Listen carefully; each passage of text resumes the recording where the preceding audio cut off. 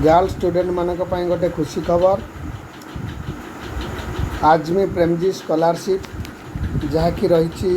only girl student माने application करें एवं से वर्ष को 30,000 टंका अवार्ड मिल स्कॉलरशिप मिल तेणुक आम बर्तमान देखा गर्ल स्टूडेंट अप्लाई करेंगे माने क्राइटेरिया कौन अच्छी कौ मैंने अप्लाई करेंगे जो गर्ल स्टूडेंट अप्लाई करेंगे से माने तंकर जो मैट्रिकटा को से गवर्नमेंट स्कूल रू सारी से जो पढ़ी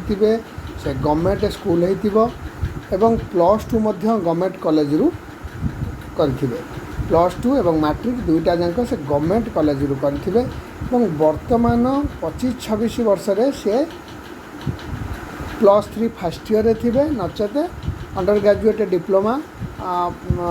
ये डिप्लोमा डिग्री रे से माने फर्स्ट ईयर थे से माने एप्लिकेशन करें ये देखूँ स्वतंत्र देला all girl student who have passed both class 10 and class 12 as a regular student from a government school or college in any of the eligible माने गवर्नमेंट कॉलेज सहित एवं फर्स्ट ईयर होते से माने एप्लिकेशन करें कौ राज्य यही सब देला यही राज्य गुड़िक जेकोसी राज्य से अप्लाई करें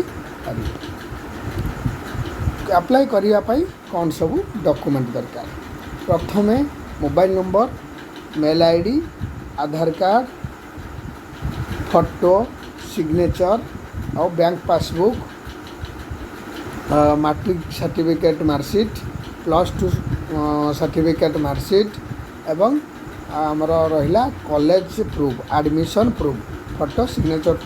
भी दरकार अपलोड पाई और रहा एडमिशन प्रूफ यही सब डॉक्यूमेंट धरी मैंने जड़े एप्लिकेशन करें एप्लिकेशन लास्ट डेट रही 15 अक्टोबर 2025 यही डेट मध्य एप्लिकेशन करूँ तुरंत एप्लिकेशन कर दिंतु मैंने बहुत पिला एप्लिकेशन करेंगे